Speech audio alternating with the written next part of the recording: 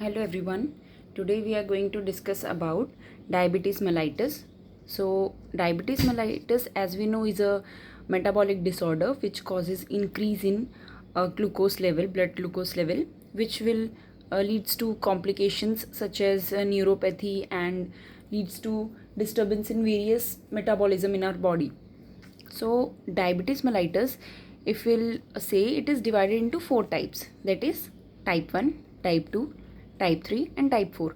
Type 1 is insulin dependent diabetes mellitus, which is juvenile in onset, whereas type 2 is non-insulin dependent diabetes mellitus, which is maturity onset.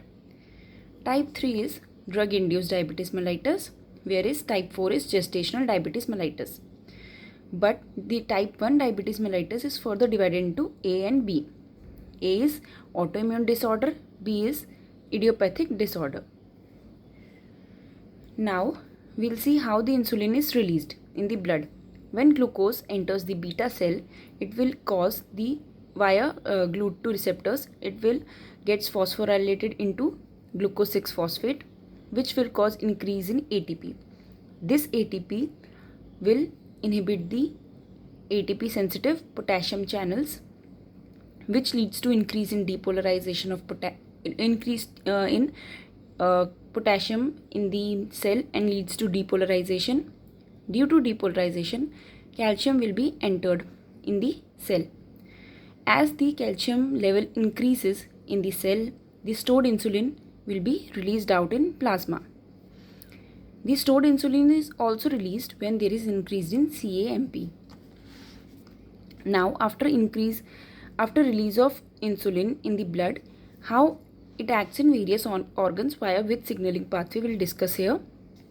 So, insulin, when released, it gets bind to the alpha receptor, which will activate the beta receptor. This beta receptor, at the tail of beta receptor, there is tyrosine kinase. This tyrosine kinase phosphorylates as insulin binds and activates beta unit, then phosphorylates IRS. This IRS will get phosphorylated, which leads to cellular response by phosphorylation of IRS. This phosphorylation of IRS causes increase in secondary passenger, which will increase or inhibit the enzyme, or it will cause phosphorylation cascade. This pathway will cause increase in MAPK, which will cause cellular proliferation and differentiation.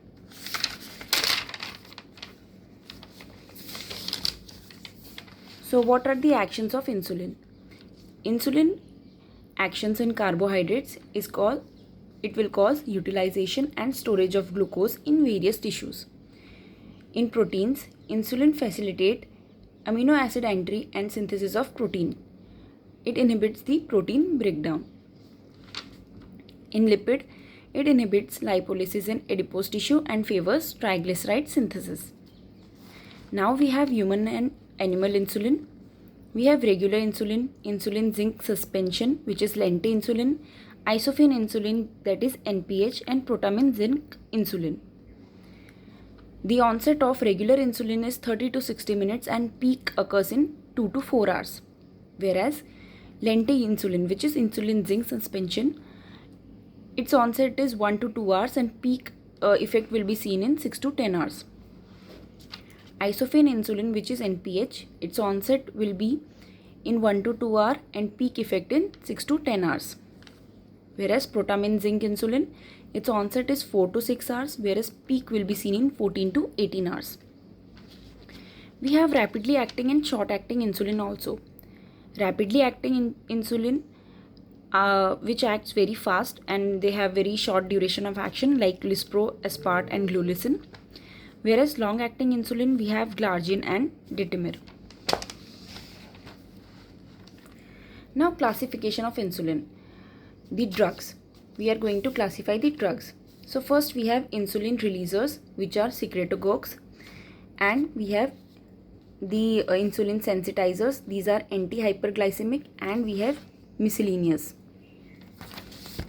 So insulin releasers. Insulin releasers are divided into potassium ATP channel blockers and incretin mimetics. In potassium ATP channel blockers, we have sulfonylurea, meglinetide and D-phenylalanine derivative. So potassium ATP channel blockers, which are insulin releasers, these are divided into first generation and second generation. First generation includes drugs like tolbutamide, chlorpropamide.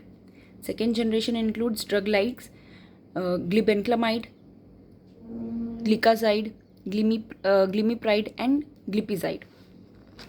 Then we have meglinetide, which include drug like repaglinide. Then we have D-phenylalanine derivative, which include drug like netaglinide. These are insulin releasers, which are potassium ATP channel blockers. We have other group of insulin releasers like incretin mimetics, which increases the incretin, in which we have GLP agonists like exenatide, liraglutide.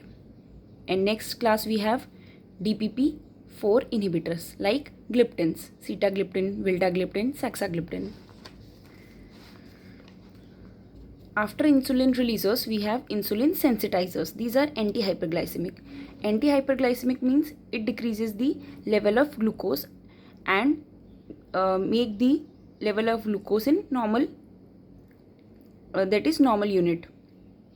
Whereas insulin releasers, these cause hypoglycemia because they decreases the level below the average glucose level in blood and cause hypoglycemia. But these are anti-hyperglycemic. They decreases the level but not below the actual level which should be in blood. So we have insulin sensitizers like Biguanides, which is AMPK activator, which is metformin. Then we have thiazolidinedione, which is pioglitazone and rosiglitazone. In miscellaneous, we have alpha glucosidase inhibitors like acarbose and voglibose. Amylin analogs like pramlintide. D2 receptor agonist, we have bromocriptine. SGLT2 inhibitors like dapagliflozin and canagliflozin. Then we have glidzers like saroglitzer.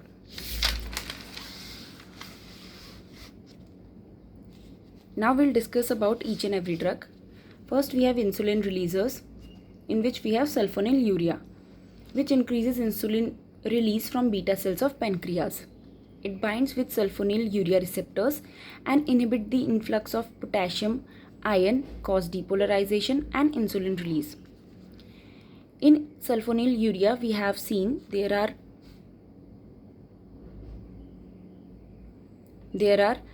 first generation and second generation drugs, in which second generation are longer acting than first generation. The food and hyperglycemic reduces the absorption, and second generation are more potent. All sulfonylurea are metabolized in liver and excreted via kidney. If we'll talk about ADR, it causes hypoglycemia. As we have seen, the insulin releasers are hypoglycemic because they decreases the level of glucose below the average. Whereas insulin sensitizers, they are anti-hyperglycemic, that is, they decreases the higher level of glucose to normal level, not below normal. The other ADR is due to longer T-half, it causes hypoglycemia. The chlorpropamide has disulfiram-like reaction and it causes cholestatic jaundice. It sensitizes kidney to ADH, hence it works as ADH. It also causes weight gain. We have drugs like glipizide, it causes less weight gain. We have glibenclamide, which is not suitable for more than 60 years and safe in pregnancy. We have gliclazide, which has anti-platelet action. Then we have glimepiride, which is the most potent drug in sulfonylurea. Next we have repaglinide and netaglinide. These two are alternative to short-acting sulfonylurea and drug of choice for patient allergic to sulfonylurea. After that, we have incretin mimetics. Incretin mimetics are those drugs which increases the level of incretin. Incretin are secreted from gut. When glucose strong stimulus for release of insulin due to release of incretin from gut. There are two important incretins we have in our body, which are GLP-1 agonist and GIP. So what does they do? They increase insulin release from beta cell and reduces appetite, which is due to inhibition of gastric emptying. As we know, these are GLP-1 agonist.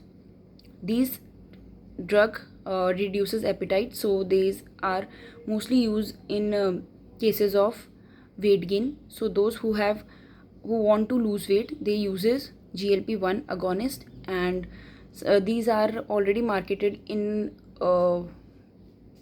India as semaglutide, which is Ozempic drug, which are mostly used by celebrities we have seen nowadays.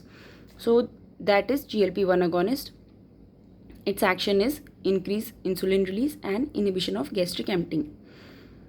This GLP-1 agonist is broken down by DPP-4. Hence, we have another class of drug which is DPP-4 inhibitors, which increases GLP-1. So, we have drugs like exenatide under GLP-1 agonist and liraglutide. Exenatide is given sub-Q and not effective orally. Its dose reduction is required when creatine clearance is less than 30 ml per minute. Liraglutide decreases triglyceride and inhibit apoptosis and cause regeneration of beta cell. We have other class of drug like DPP-4 inhibitors, which increase incretin by increasing GLP-1, and it inhibit the metabolism of substance P, causing nasopharyngitis. This is the ADR caused by DPP-4 inhibitors. Now we have sitagliptin and vildagliptin under DPP-4 inhibitors. These two drugs cause the sitagliptin cause ADR like nasopharyngitis, and oral absorption is mostly good, whereas vildagliptin cause hepatotoxicity. Now we have other class of drugs like insulin sensitizers. We have completed insulin releasers. Now we are going to see insulin sensitizers. In insulin sensitizers, we have Biguanides, which is AMPK activator. It stimulates fatty acid oxidation, glucose uptake, and reduces gluconeogenesis. If we talk about the side effect, it causes lactic acidosis due to increase in lactic acid. It causes intestinal absorption of vitamin B12 and fatty acid and decreased with higher doses. Hence, there is vitamin B12 deficiency with higher doses. Next, we have thiazolidinediones, which is PPAR gamma activator, in which we have drugs like glitazones. So PPAR gamma expressed in adipose tissue. Also, it is expressed in liver and skeletal muscle. Upon activation, PPAR gamma will undergoes heterodimerization with retinoid receptor, forming complex that binds to DNA, which stimulate insulin responsive gene, which will regulate glucose and lipid metabolism. Its primary effect is to reduce insulin resistance and increase uptake of glucose via GLUT4 transporters in muscle and adipose tissue, lowering the hepatic glucose production. We have drug like pioglitazone, which increase HDL, but there is risk of bladder cancer and heart failure due to these drugs. Hence, it is started with low dose. There is also side effect of weight gain, and it is not safe in pregnancy. It also causes risk of fracture. We have other drug in this class, which is rosiglitazone, which is banned in India due to fatal cardiovascular event. We have miscellaneous drugs like alpha glucosidase inhibitors, which includes acarbose and voglibose. So what does it do? When carbohydrate enter the body, it will break down into monosaccharide, which is absorbed via various enzymes. One of the enzyme is alpha glucosidase. So alpha glucosidase inhibitors inhibit the absorption of carbohydrates, and their glucose reducing effect is due to increased release of GLP in the circulation. It causes gastric intolerance, hence there is poor patient compliance. Next miscellaneous drug we have is amylin agonist, which is peptide amylin is a peptide which is co-secreted with insulin. It interacts with GPCR and inhibit the glucagon secretion and delays gastric emptying and decreases appetite. The drug includes is pramlintide in this class. Then we have D2 receptor agonists like bromocriptine. It increases the glucose tolerance and increases the insulin sensitivity. Then we have SGLT2 inhibitors. SGLT2 is present in proximal tubule in kidney and absorb glucose. So we'll give SGLT2 inhibitors. Its ADR is UTI. Then we have Glidzar. Glidzar are agonist for both PPAR alpha and PPAR gamma. PPAR alpha reduces the blood lipid level and PPAR gamma reduces the blood glucose level. These are some takeaway points. Repaglinide, netaglinide, alpha glucosidase inhibitor and amylin agonist will decreases the postprandial hypoglycemia. Weight gain is caused by insulin, sulfonylurea and thiazolidinedione. Weight loss is caused by biguanides, GLP-1 agonist and amylin agonist. That's all for today. Thank you guys and follow for more such videos.